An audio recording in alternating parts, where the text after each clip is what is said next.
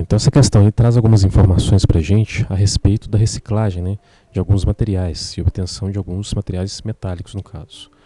O gráfico seguinte indica a quantidade de energia necessária para a produção de materiais primários e reciclados. A maioria dos metais ocorre na crosta terrestre como óxidos, que devem ser reduzidos para recuperar o metal elementar. Então, o que consome grande quantidade então, de energia.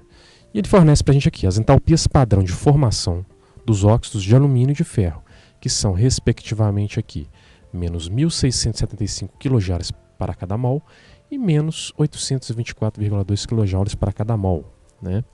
Então, a energia gasta na obtenção do alumínio a partir do seu material primário é maior do que a do aço.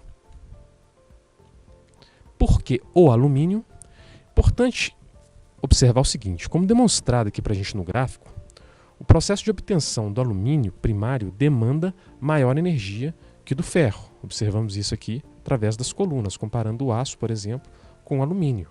Ok? E em mesmas condições, já que se dá aqui por meio do processo inverso à formação de seus óxidos, né? O que ele fornece para a gente aqui são as entalpias padrão de formação dos óxidos. Então nós temos, para a liberação dessas energias, porque é uma liberação, já que os valores são negativos, né, a formação dos óxidos a partir dos elementos metálicos. Então, por exemplo, alumínio gerando o óxido do alumínio. Isso, obviamente, é uma reação que vai demandar lá oxigênio, certo? Então, esse procedimento assim como esse processo, assim como o processo de obtenção do óxido de ferro, né, a partir do seu óxido, são processos exotérmicos. Ou seja, se o processo de obtenção do óxido é exotérmico, o processo inverso de obtenção do alumínio, ou seja, dos materiais primários, ele vai ser endotérmico. Assim sendo, o alumínio, ele de fato absorve maior quantidade de energia, 1.675, em relação à obtenção do ferro. A obtenção do ferro metálico vai absorver menor quantidade de energia, 824, e o alumínio, 1.675. Portanto, a gente chega à conclusão, né, que o óxido de alumínio ele é mais estável por apresentar a menor entalpia de formação. De fato, a gente pode observar que a entalpia de formação do alumínio puro vai ser 1.675 e a do ferro 824. Né? Então, essa energia gasta aí na obtenção do alumínio, a partir do seu material primário, né, ela vai ser maior que a do aço. Por quê? Vamos analisar aqui alternativa por alternativa. Né? A letra A. No caso, forma o seu óxido absorvendo menos energia que o ferro? Não.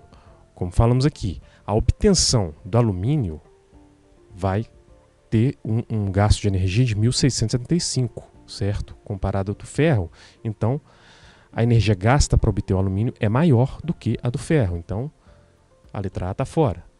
Letra B. Requer 200 vezes mais energia para ser isolado do seu minério do que o ferro. Esse valor de 200 vezes aí, aqui está um pouco exagerado, né? Se a gente pegar um pouquinho aqui, ó, fazer uma estimativa, pegamos como base o gráfico, né? Nós vamos observar aqui de 210, se a gente fizer uma estimativa, uma aproximação, para aproximadamente aqui 30, 40, vai dar aproximadamente 7 vezes, né, esse gasto de energia que é para a obtenção do alumínio maior do que o do ferro. Então não chega a ser 200 vezes. Então a letra B também está fora. A letra C. Requer praticamente o dobro de energia para ser isolado do seu óxido do que requer o ferro no estado padrão. Tem que tomar cuidado com esse dobro aqui, ó, certo?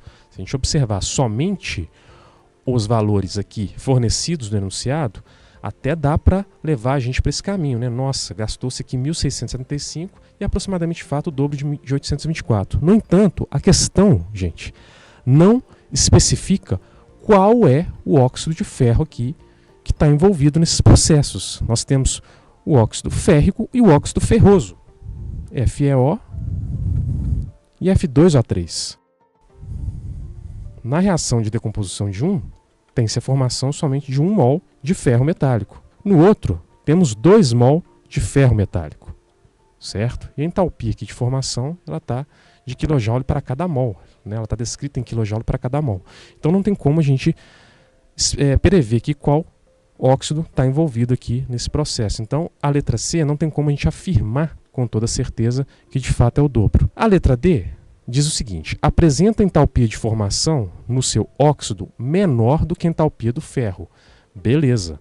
Inclusive, nós observamos aqui que a formação do óxido de alumínio libera mais energia do que a formação do óxido de ferro. Então, a letra D diz uma verdade. E a letra E apresenta somente uma valência constante, enquanto que o ferro pode apresentar normalmente duas valências. Bom, a valência não tem nada a ver com a energia, né? Então, o fato de um ter valência 3 e o outro ter valência 2, o alumínio ter valência 3, o ferro ter valência 2, isso não vai interferir aqui no caso, né, nos valores de energia aqui, certo? Então a resposta correta para a nossa questão vai ser a letra D.